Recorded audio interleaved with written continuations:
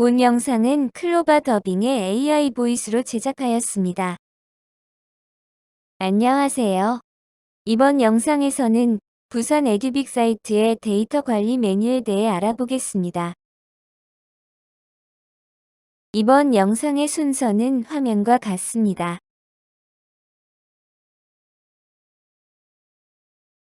지난 시간에 이어 데이터 관리 메뉴의 데이터 검색을 실습해 보겠습니다. 먼저 검색 키워드의 주제어를 입력합니다. 다음으로 검색 기간을 설정합니다. 마지막으로 문서를 선택합니다. 검색 조건을 모두 입력한 뒤에는 우측 검색 버튼을 클릭합니다. 검색을 누르면 데이터 조건 선택 창 하단의 검색 결과 부분, 업로드 부분이 나타납니다. 검색 결과 부분 상단에는 검색 키워드, 검색 건수, 챕터 수가 나타납니다. 빅데이터는 검색 건수가 22건, 챕터 수는 10개로 조회됩니다. 검색 기간 및 선택한 문서에 따라서 검색 건수와 챕터 수는 바뀝니다.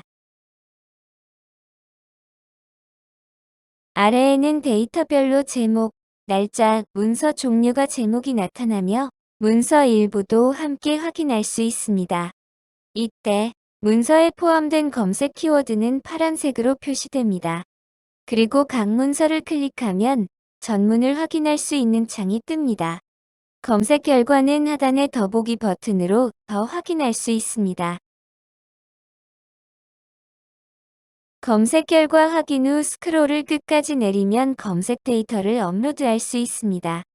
검색된 데이터를 업로드하면 학생 계정의 텍스트 마이닝 목록에 데이터가 자동으로 업로드되어 학생들이 해당 데이터로 텍스트 분석할 수 있습니다. 검색된 데이터를 저장할 이름을 데이터 이름 칸에 입력하고 업로드를 눌러주세요. 업로드가 완료되면 하단에 완료 안내가 뜹니다. 저장된 데이터는 텍스트 마이닝 메뉴의 검색 데이터 항목에서 확인할 수 있습니다. 다음은 뉴스 데이터 수집입니다. 뉴스 데이터 수집은 네이버 뉴스 채널에서 제공하는 전체 언론사의 기사를 수집합니다. 즉, 웹 크롤링 기능을 제공합니다.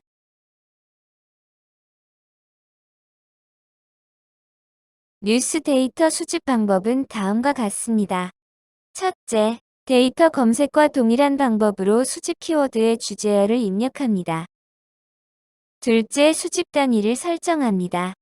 데이터 검색과 달리 일, 월 두 가지가 있습니다. 일은 최대 10일간의 데이터를, 월은 최대 1년간의 데이터를 수집할 수 있습니다. 셋째, 수집 기간을 설정합니다. 데이터 검색과 동일하게 날짜 칸을 클릭하여 달력으로 조절할 수 있습니다. 수집 단위를 월로 선택한 경우 수집 기간은 연도, 월 단위까지 뜹니다. 수집 단위를 일로 선택한 경우 수집 기간은 연도, 월 1 단위까지 나타납니다. 조건 설정 완료 후 아래의 데이터 수집 버튼을 누르면 웹 크롤링이 시작됩니다. 데이터 양이 많을 경우 데이터 수집 시간이 수분 이상 걸릴 수 있습니다. 그럼 실제로 해보겠습니다. 먼저 수집 키워드의 주제어를 입력합니다. 저는 빅데이터를 입력해 보겠습니다. 다음은 수집 단위와 수집 기간을 선택합니다. 저는 수집 단위는 월로 설정하고 수집 기간은 2023년 1월부터 2023년 10월까지로 설정해 보겠습니다. 달력의 날짜를 클릭해야 수집 기간의 날짜가 바뀝니다. 검색 조건을 모두 설정했다면 데이터 수집을 클릭합니다. 데이터 수집을 클릭하면 데이터 수집 버튼이 수집 중으로 바뀝니다. 수집 완료가 될 때까지 기다려주세요. 데이터 수집이 완료되면 상단의 문구가 바뀌고 아래에는 수집된 데이터에 대한 내용이 나타납니다. 2023년 1월부터 10월까지 빅데이터에 대해 수집된 데이터 크기는 72.06KB입니다. 왼쪽에 미리 보기 버튼을 누르면 원문의 제목, 링크와 글 일부를 볼 수 있는 원문 미리 보기 창이 뜹니다. 중간에 다운로드 버튼을 누르면 크롤링 데이터가 엑셀 파일로 저장됩니다. 엑셀 파일을 이용하여 데이터 전체를 살펴보거나 데이터 전처리를 할 수 있습니다. 데이터 전체를 직접 살펴보는 것은 데이터 전처리의 효율성을 높여 데이터 분석의 질을 높이기 때문에 살펴보는 것이 좋습니다. 예를 들어 엑셀 파일을 살펴보니 1에는 제목, 2에는 링크, 3에는 본문, 4에는 날짜입니다. 제목, 링크, 본문, 날짜 모두 데이터이기 때문에 링크의 www 부분이나 2020년 같은 연도가 가장 빈도 높은 단어로 분석될 수 있습니다. 데이터 분석에 날짜 행이 필요 없다고 생각되면 날짜 행을 지우고 데이터를 저장할 수 있습니다. 컴퓨터에 저장한 데이터를 사용하는 방법은 다음 목차에서 알아보겠습니다. 마지막으로 수집한 뉴스 데이터를 업로드하고 싶다면 새로 생긴 데이터 이름 칸에 데이터 이름을 입력해야 합니다. 입력 후 업로드 버튼을 누르면 수집한 뉴스 데이터는 사라지고 새로 데이터를 수집할 수 있습니다. 저는 빅데이터 2023년 1월 10월로 입력 후 업로드 버튼을 클릭해 보겠습니다.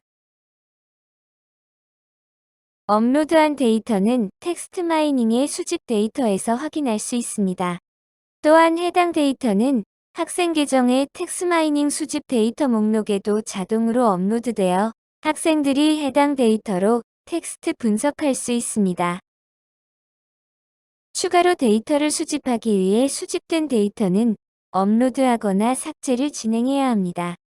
만약 데이터가 마음에 들지 않아 새로 수집하고 싶은 경우에는 오른쪽의 삭제 버튼을 클릭하면 됩니다.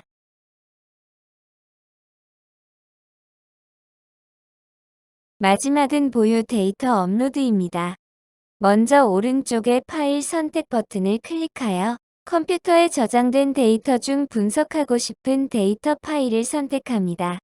파일은 txt, xls, xlsx 형식을 지원합니다.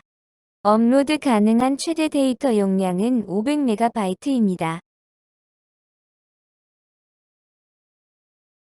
같이 분석하고 싶은 데이터가 있는 경우에는 오른쪽 끝에 더하기 버튼을 클릭하여 추가할 수 있습니다. 더하기 버튼을 클릭하면 파일 선택 창이 한 개 더 생성됩니다.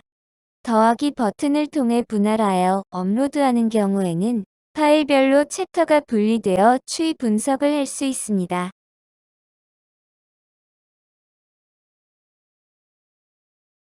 파일을 모두 선택했다면 데이터 이름을 입력하고 업로드 버튼을 눌러 저장합니다. 그러면 실제로 해볼까요? 저는 미리 뉴스 데이터 수집 기능을 활용하여 데이터 파일을 준비했습니다. 수집 키워드는 동일하게 빅데이터이며 수집 단위를 원로하고 수집 기간의 연도를 조절하여 2020년 1월에서 12월, 2021년 1월에서 12월, 2022년 1월에서 12월까지 3개년의 파일을 다운로드했습니다. 먼저 파일을 선택합니다. 파일 선택 버튼을 누르면 파일을 여는 창이 뜹니다. 저장해둔 경로에 따라 파일을 선택해주세요. 나머지 연도의 파일을 선택하기 위해 더하기 버튼을 누릅니다. 더하기 버튼을 누르면 파일 선택칸이 한 개 더 생깁니다. 동일한 방법으로 파일 선택을 진행합니다. 총 3개의 파일을 모두 선택했습니다. 이렇게 여러 개 파일을 같이 올리는 경우에는 여러 개의 파일을 한 번에 분석할 수 있습니다. 또한 파일이 하나의 챕터가 되어 추이 분석할 수 있습니다.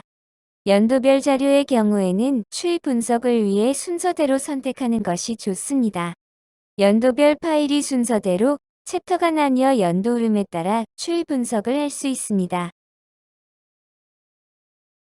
이제 파일을 업로드하기 위해 데이터 이름을 입력하고 업로드를 누릅니다. 업로드 결과는 텍스트 마이닝 메뉴의 보유 데이터에서 확인할 수 있습니다. 이번 영상은 여기까지입니다. 다음 영상은 상단 메뉴의 텍스트 마이닝을 알아보겠습니다.